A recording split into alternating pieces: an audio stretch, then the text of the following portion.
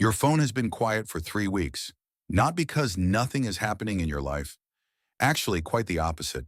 Something hard is happening, something heavy, and the people who love you have been texting, calling, checking in, leaving voicemails with that particular tone of voice that sits somewhere between concern and hurt. And you've read every single message. You've seen every missed call notification.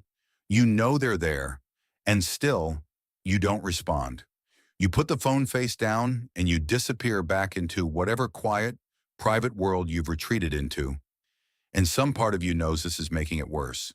Some part of you knows people are confused, maybe even hurt, and you still can't make yourself pick up the phone. If you've never done this, you probably know someone who has.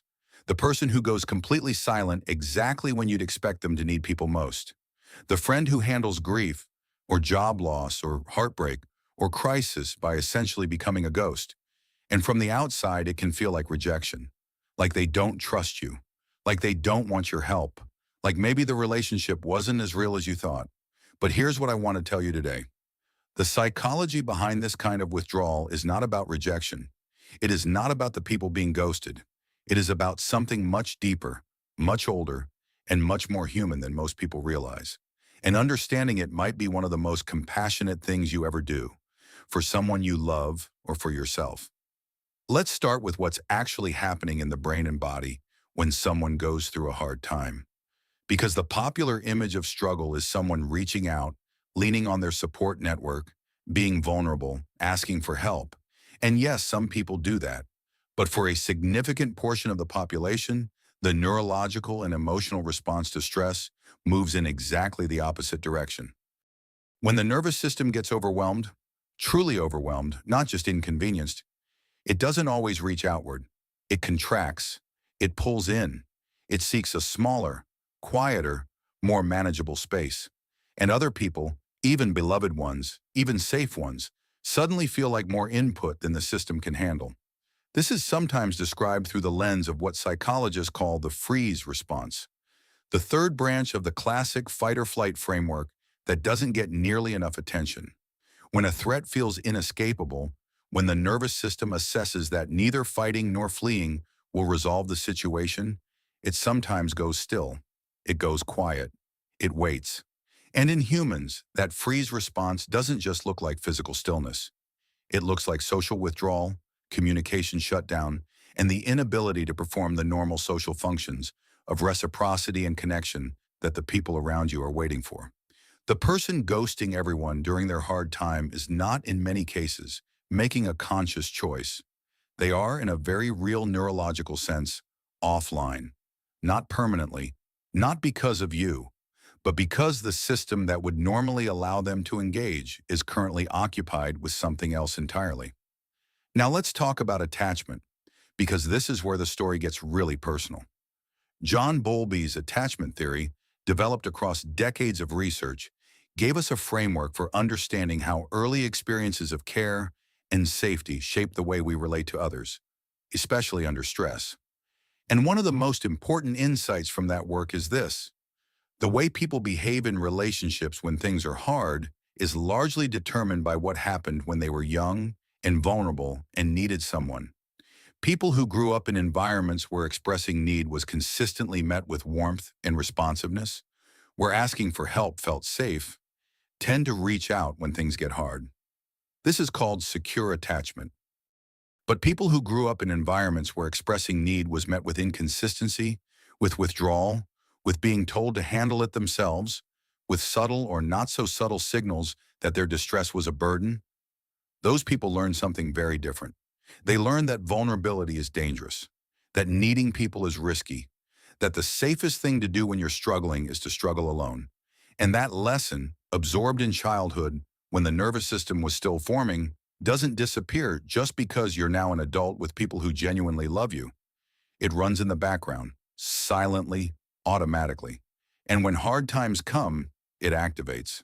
Psychologists call this an avoidant attachment style, and one of its most consistent features is withdrawal under stress, not because the person doesn't care about connection, often because they care about it so much and are so afraid of being a burden or being rejected or being seen as weak that disappearing feels safer than the alternative. The ghost is not someone who doesn't need people. The ghost is someone who needs people and has been taught on a very deep level that needing people doesn't end well. There's something else happening here that I think is profoundly important and almost never talked about. Shame.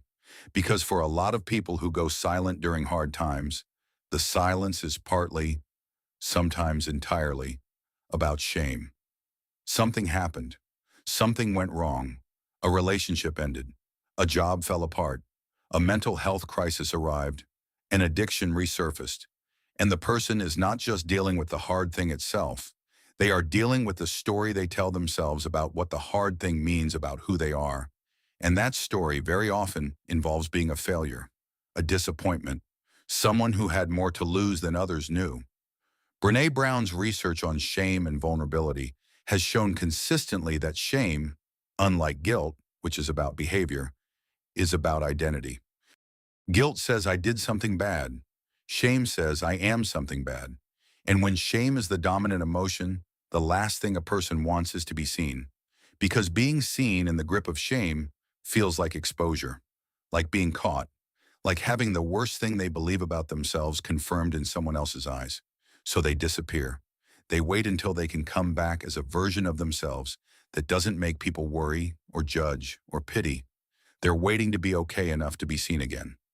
The tragedy of this, and it is a tragedy, is that shame specifically loses its power when it's shared, when it's spoken out loud to someone who responds with empathy rather than judgment.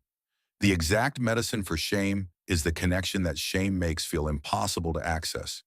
It's one of the cruelest psychological loops there is. Let me bring in another piece here, because I want to talk about what some people call emotional bandwidth. Think of your capacity for social engagement, for responding to messages, for having conversations, for being present with other people's feelings. As a battery, when you're okay, the battery is charged and social engagement costs very little. But when you're in crisis, when you're grieving, when you're barely holding yourself together, the battery is already depleted just by the act of getting through the day. And responding to a well-meaning, "How are you?" Really responding, honestly, with all the complexity of what's actually happening, costs more than you have. So you don't. You leave it on red. You'll respond later, when you have something to give. And later keeps not arriving because the hard thing hasn't ended yet. This is not selfishness. This is triage. It's the person on a sinking ship throwing items overboard to stay afloat. And the items that go first are the ones that feel like they require performance. And unfortunately, sometimes the people we love most require the most honest, most open, most energetically expensive version of us. Strangers are easy to avoid. Friends are harder, which is why the silence toward them can feel more pointed than it is. Now here's something I want to say directly to the people being ghosted, because I know you're here too. The disappearance is not a verdict on you or on the relationship. It is a window into the other person's relationship with their own pain. And that relationship, for a lot of people, was formed long before you arrived in their life.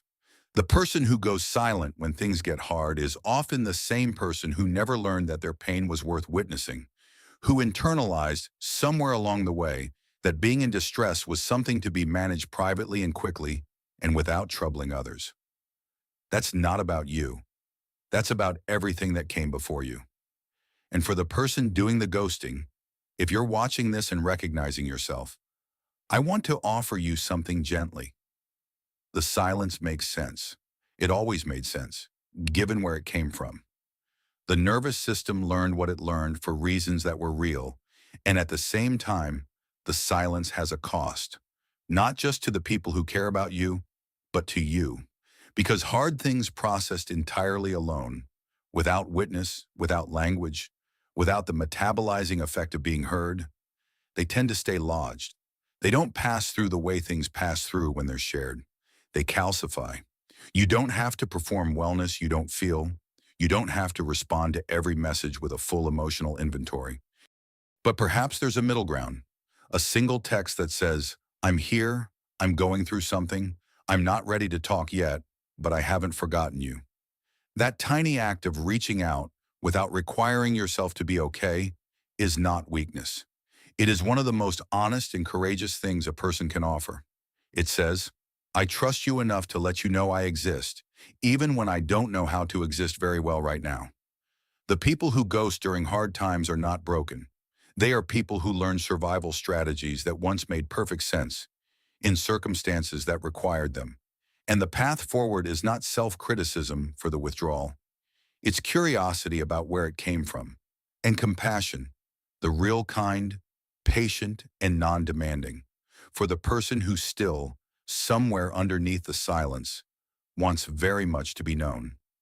If this resonated with you, whether you're the one who goes quiet or the one sitting in someone else's silence wondering what you did wrong, I'd love for you to say something in the comments. This is one of those topics that doesn't get talked about honestly enough.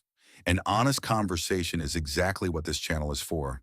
Subscribe if this is the kind of psychology you want more of, the kind that doesn't judge, the kind that tries to understand. See you in the next one.